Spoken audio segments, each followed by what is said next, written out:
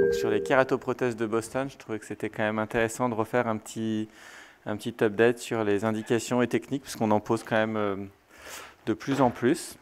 Il y a une courbe d'apprentissage qui est un peu longue, mais après, c'est quand même assez intéressant de pouvoir avoir cette kératoprothèse dans notre arsenal de greffe. Donc on a vu tout à l'heure, pour les patients qui ont des surfaces oculaires détruites, on sera plus sur l'ostéokératoprothèse. Mais s'il y a encore un film lacrymal, une surface encore préservée, que le patient peut garder une lentille de contact, une kératoprothèse de Boston est une bonne indication. Donc là, ici, là, vous voyez, on a un ménisque lacrymal, on a un film lacrymal qui est encore... bon, on voit qu'il y a de l'insuffisance limbique, qu'il y a de la néovascularisation, de la conjonctivalisation, qu'il y a un staining anormal de la fluo. Mais ici, on a encore la possibilité de garder une lentille à demeure, donc une kératoprothèse de Boston. Là, ici, on voit qu'il y a une xérose complète de la surface oculaire. Donc ça, c'était un Gougerot en phase terminale, avec une imprégnation de fluo aussi persistante. Donc là, par contre, on ne pourra pas poser une Boston. Donc la kératoprothèse de Boston, c'est un dispositif hybride qui comprend en fait, on fabrique une sorte de petit donut cornéen avec la cornée d'un donneur qu'on va perforer au milieu. On va lui glisser une plaque, on va mettre une optique en PMMA et une contreplaque en titane qui sera perforée. Alors pourquoi elle est perforée à votre avis ? Pour pouvoir laisser passer l'humeur aqueuse et garder quand même une nutrition du tissu cornéen pour pas qu'il y ait une nécrose cornéenne. Parce qu'en fait, ça fait quand même pas mal d'années que ça existe, la kératoprothèse de Boston, et il y a eu beaucoup d'évolutions, il y a eu énormément d'évolutions et de progrès. Donc voilà, on pratique le montage, on punch à 8,5, on punch au milieu à 3 mm, on va aller plugger l'optique en PMMA, puis la contreplaque en titane perforée, puis un petit anneau de serrage aussi en titane. Voilà, donc j'avais un petit montage vidéo.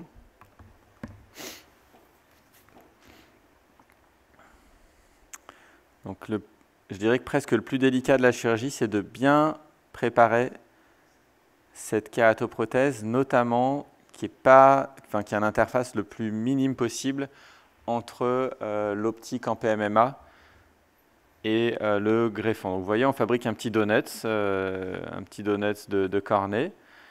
S'il y a un peu de cellularité, c'est quand même mieux. C'est bien que ce ne soit pas non plus une cornée de donneur complètement pourrie, même si on n'est pas vraiment à visée optique, parce que l'optique se fera avec la kératoprothèse, mais il y aura quand même du tissu qui doit rester quand même viable. Et on va aller mettre la contreplaque en titane, qu'il faudra bien serrer. Donc ça... Voilà, j'ai mis quelques exemples chirurgicaux. On va débrider tout le panus cornéen. Donc ça saigne évidemment, mais généralement ça s'arrête assez vite de saigner.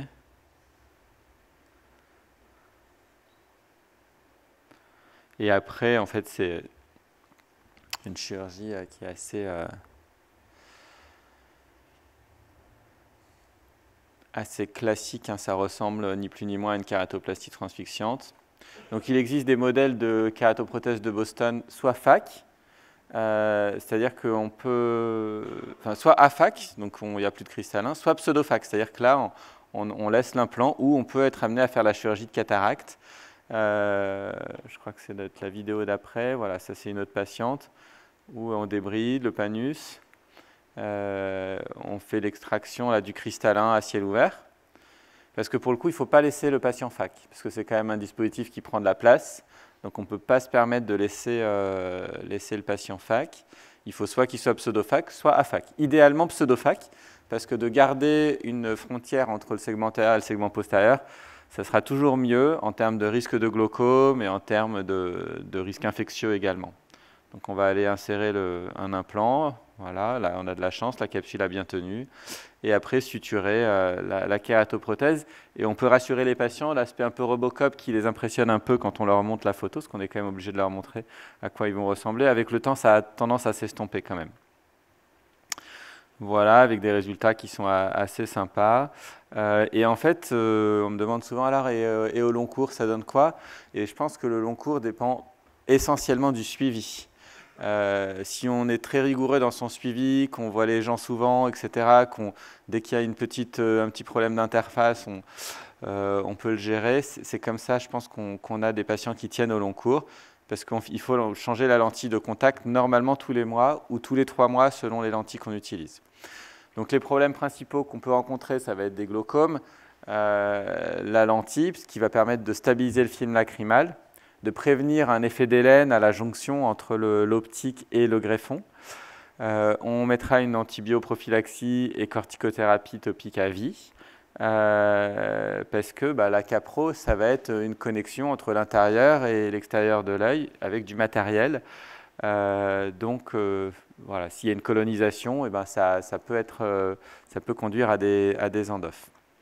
Dans certaines indications ou certains milieux, on peut être amené à mettre des antifongiques, soit en complément chronique, soit par cure.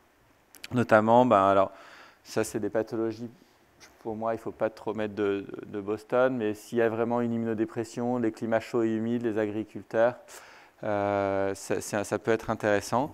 Et ce que je fais, c'est qu'à chaque fois que je change la lentille, je leur fais un petit bain de bétadine pendant 2 minutes à chaque changement de lentille. Ça permet ça a aussi une action antifongique, donc c'est intéressant de faire ce petit bain à la bétadine.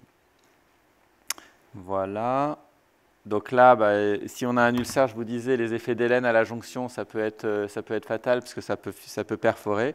Et la complication ultime, ça peut être la fonte de kératoprothèse et le glaucome. Donc c'est pour ça que j'insiste particulièrement sur le suivi de ces patients. Voilà, les autres complications qu'on peut avoir, c'est ce qu'on appelle la membrane rétroprosthétique, qui va être une prolifération fibreuse. Et il faut essayer de faire du YAG assez précoce pour éviter après d'avoir à réintervenir chirurgicalement. Voilà ce que je voulais vous dire sur les Boston.